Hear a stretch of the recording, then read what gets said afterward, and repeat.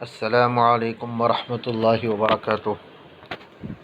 الحمد للہ رب العالمین والعاقبۃ للمتقین وعلی آلہ وصحبہ اجمعین وعلی من تبعہم بإحسان الی یوم الدین، اما بعد۔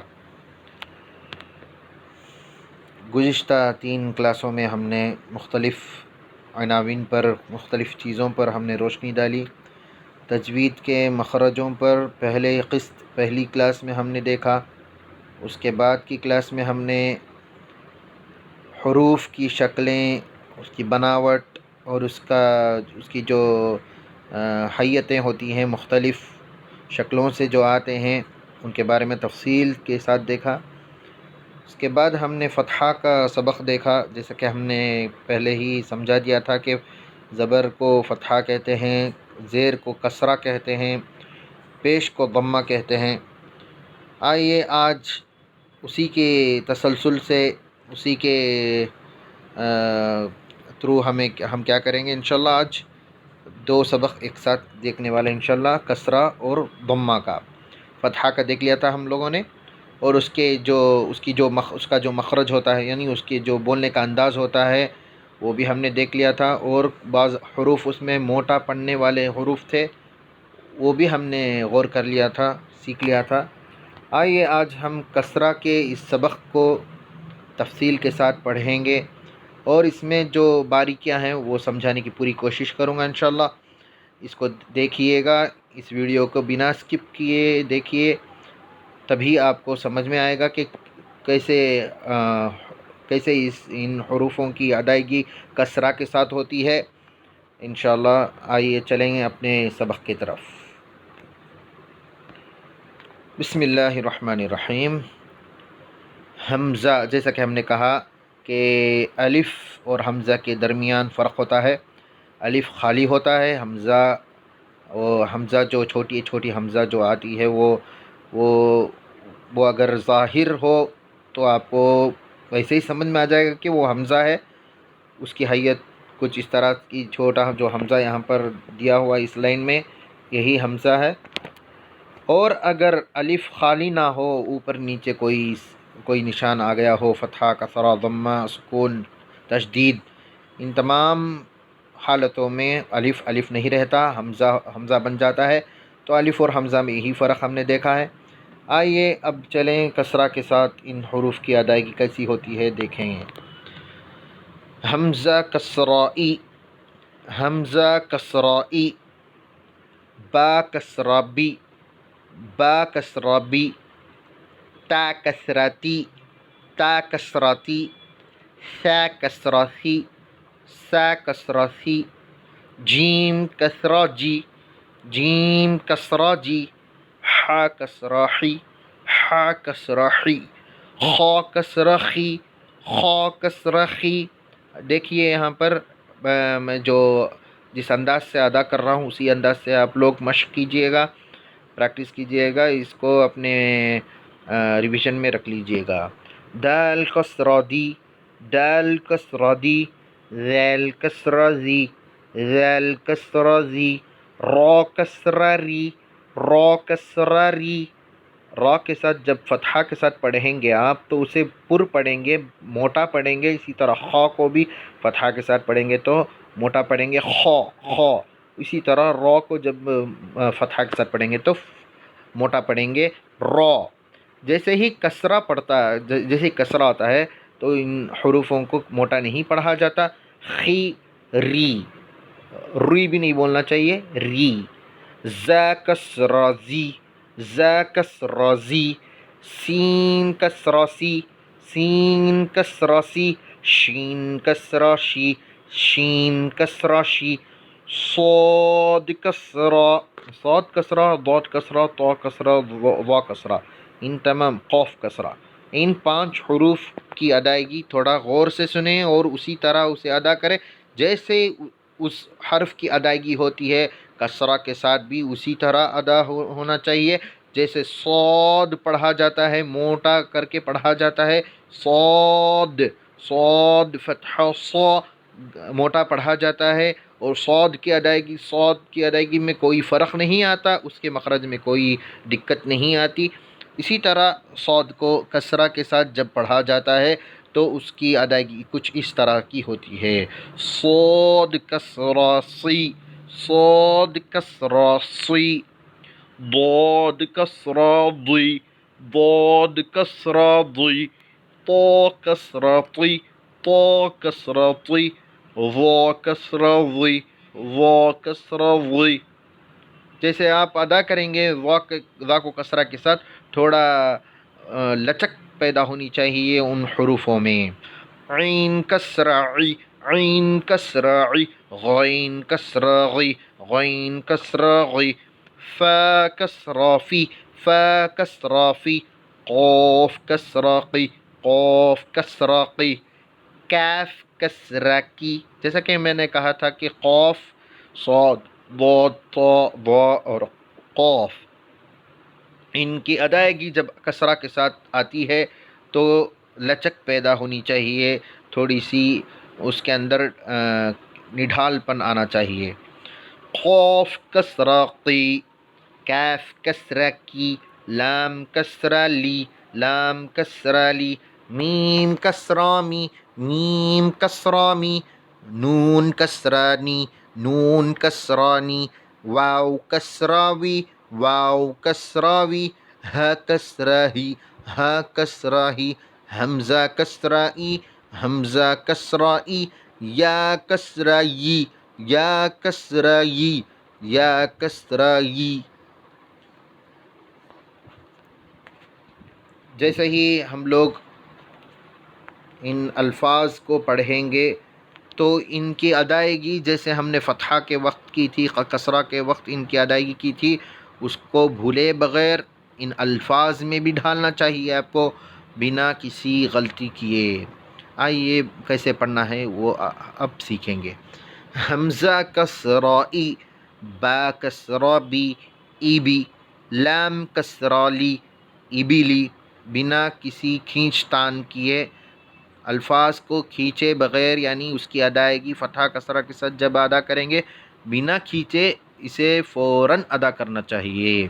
را فتحہ را، دال کسرہ دی، رادی، فا فتحہ فا، رادیفہ، حا فتحہ حا، میم فتحہ می، حمی، دال فتحہ دا، حمیدہ، شین فتحہ شا، ہا کسرہ ہی، شہی، دال فتحہ دا، شہیدہ، با فتحہ با، خا کسرہ خی، بخی، لام فتحہ لا، بخیلا۔ جیسا کہ ہم نے اس سے پہلے ان شکلوں کی جو کلاس تھی اس میں جو ہم نے دیکھا تھا کہ با، تا، نون، یا، یہ تمام کے حیت، اس کی بناوٹ، اس کی شکلوں میں سے ایک شکل کیسے آتی ہے، گویا کہ ایک پہاڑ ہے، اس پہاڑ کے اوپر نیچے نقطوں کی فرق سے آپ حروف کو پہچان سکتے ہیں۔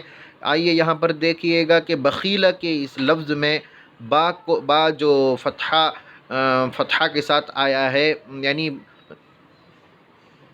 با کا حرف جو آیا ہے یہاں پر دیکھیں، یہاں پر پہاڑ جیسا نظر آ رہا ہے آپ کو، دیکھیے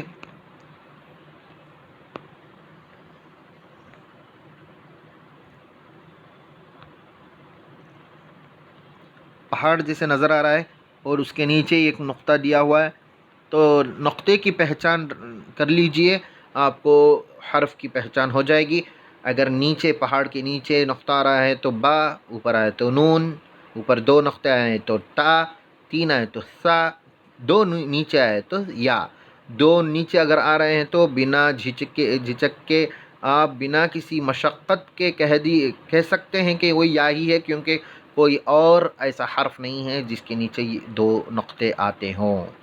با فتحہ با، خا کسرہ خی، بخی، لام فتحہ لا، بخیلا، سین فتحہ سا، خا کسرہ خی، سخی، را فتحہ را، سخیرا، را فتحہ را، حا کسرہ حی، رحی، میم فتحہ ما، رحیمہ، لام فتحہ لا، عین فتحہ عی، لعی، با فتحہ با، لعبہ، شین فتحہ شا، را کسرہ ری، شاری، با فتحہ با، شریبا، شین فتحہ شا، موٹا نہیں پڑھنا چاہیے، معاف کریں، شین فتحہ شا، را کسرہ ری، شری، با فتحہ با، شریبا، عین فتحہ ع، میم فتحہ می، عامی، لام فتحہ لا، عاملہ، با فتحہ با، را کسرہ ری، بری، قاف فتحہ قا، بریقا، خا فتحہ خا، طا کسرہ طی، خاطی، فا فتحہ فا،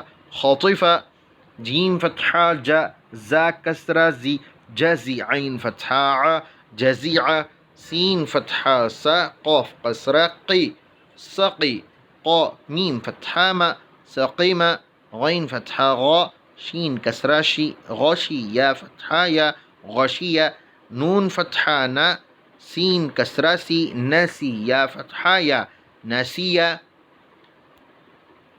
آئیے ان الفاظ کو روانگی کے ساتھ پڑھنے کی کوشش کریں۔ اسی طرح آپ جب مشق کریں تو فتحہ کے ساتھ جیسے مشق کریں آپ حمزہ فتحہ آ با فتحہ با کا جو سبق تھا، اسے جب آپ مشق کریں تو چاہے وہ یہ حروف کی ادائیگی ہو یا پھر نیچے کے الفاظ ہوں، دونوں کو آپ روانگی سے پڑھنے کی پوری کوشش کریں، جیسا کہ آ با تا سا جا ہا، اس طرح یا تک، اور ان الفاظ کو بھی ویسے ہی روانگی کے ساتھ پڑھیں، دروس، ودع، عبد، اس طرح سے آپ پریکٹس کرتے رہیں، انشاءاللہ آپ کی تجوید بہت حد تک درست ہو جائے گی۔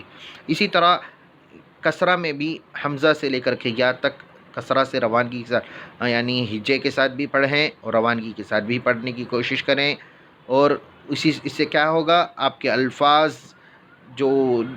کی جو ادائیگی ہے وہ درست ہو جائے گی، اور الفاظ بھی آپ کو بآسانی سمجھ میں بھی آ جائیں گے۔ اور جیسا کہ میں نے کہا کہ الفاظ بھی ہجے کے ساتھ بھی پڑھیں اور روانگی کے ساتھ بھی پڑھیں۔ ایبیلی، ردیف، حامد، شہید، بخیل، سخر، رحم، لعب، شرب، عمل، برق، خطف، جزع، سقم، غشی، نسی۔ ماشاء اللہ۔ آئیے اب ضمہ کے سبق کو دیکھیں۔ جیسا کہ میں نے اس سے پہلے ذکر کیا تھا، جو حروف ہم موٹا پڑھتے ہیں، جیسا کہ خا،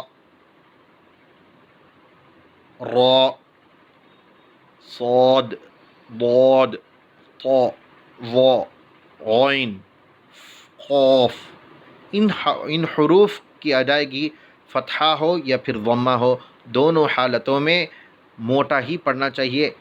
کسرہ کی جگہ خا اور را کو باریک پڑھیں، اور باقی کے جو موٹا پڑھنے والے حروف ہیں اس کو تھوڑا لچکا کر پڑھیں۔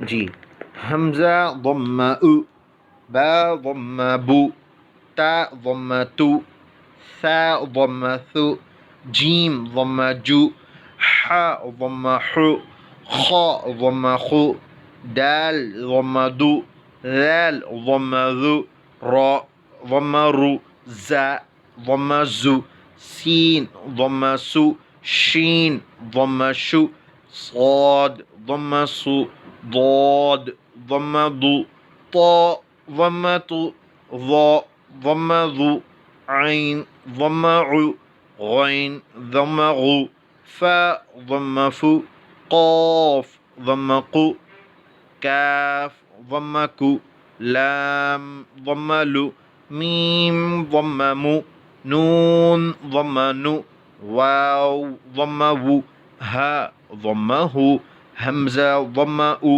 یا ضمہ یو، یا ضمہ یو۔ یا میں دیکھیے نقطہ رہے یا نہ رہے وہ یا ہی کہلاتا ہے، بعض جگہوں میں یا کو نقطہ رکھ کے آتا ہے، بعض جگہوں میں یا کو نقطہ نہیں رہتا۔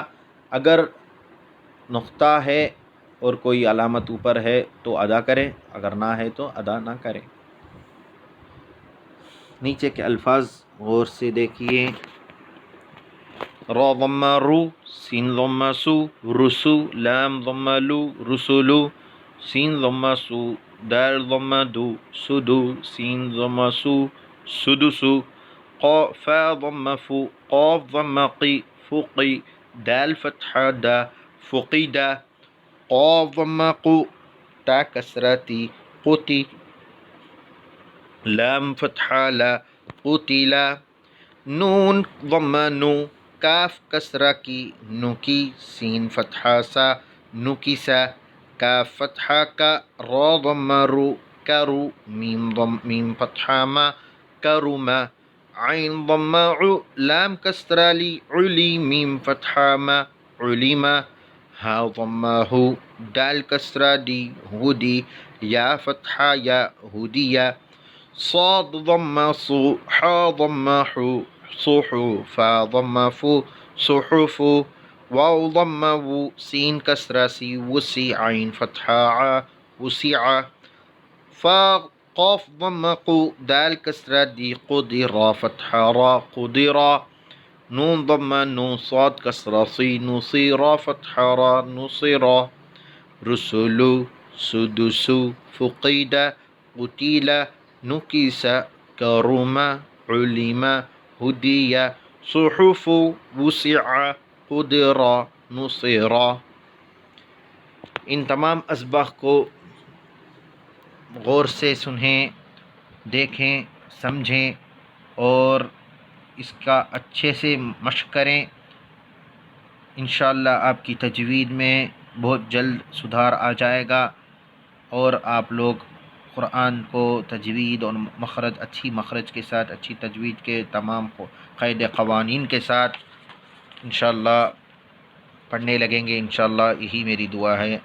آمین، وآخر دعوانا ان الحمد للہ رب العالمین، والسلام علیکم ورحمۃ اللہ وبرکاتہ۔